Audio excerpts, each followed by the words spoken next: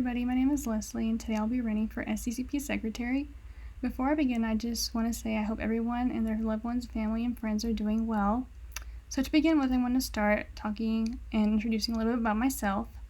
So, my name is Leslye, as I said before, and for my undergrad, I went to the University of Houston, and I majored in biology and minored in math and chemistry. And after this, I took a gap year, and I worked as full-time as a pharmacy technician in a small town in a hospital in Paris, Texas, and here I am now.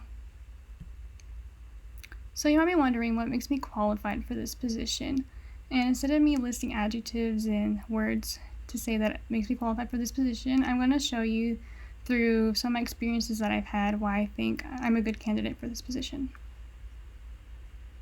So we're going to focus on one part of my resume, and that's the job I talked about earlier, which is the certified pharmacy technician at the hospital.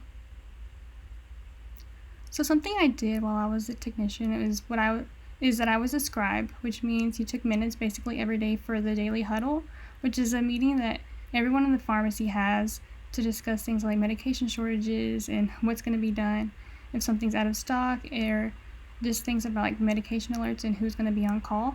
And this is important because sometimes not all your staff is there. Sometimes people have a week off, and it's important for them to stay up to date because what is happening one week might not be the same as what's happening this next current week.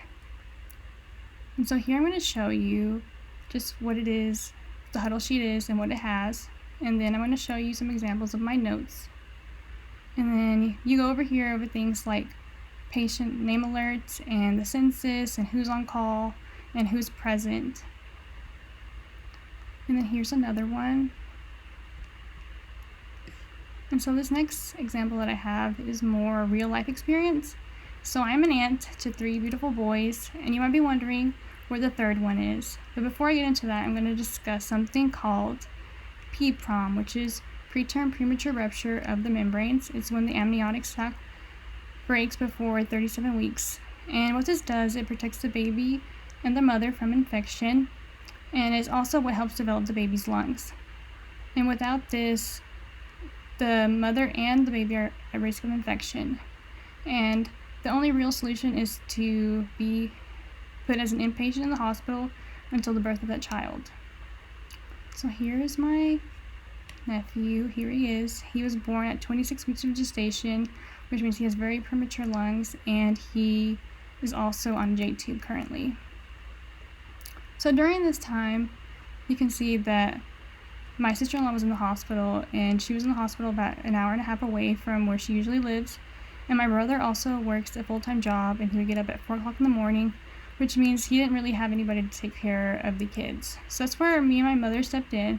And in order to do what the mother had wanted us to do, and for us to keep them on track for a daily schedule, I came up with this little schedule, which included things like what they needed to eat, what they should do for activities, when they should brush their teeth, and then when they should go to sleep. And it was important for them because they had needed to have some kind of daily activities and, just a schedule to go off of, just so that she would also feel comfortable while in the hospital.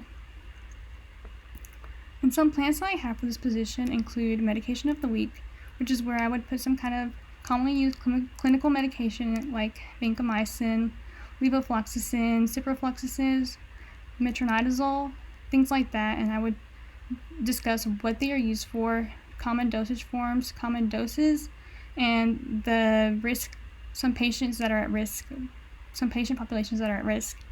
And also I would include a member spotlight for some members for that month. So it would be like a list of members that had birthdays that month, and it would also include a little about me so that we could get to know each other a little bit better. And also I would put a preview of the month because sometimes we're really busy and we forget all the things that are going on during the month, and I think just seeing it on a calendar would really help. And then I would also include a quote and suggestion box for people who might not be comfortable, saying their thoughts out loud, and I think this would be a good way for us to incorporate that. And lastly, I would include an opportunity section for like jobs and internships that we might not be aware of or that we might forget, and that could serve as one additional reminder to have, get it done before it's due. And that's all I have for you guys. Thank you so much, and I hope you guys have a good day and a good semester. Thank you.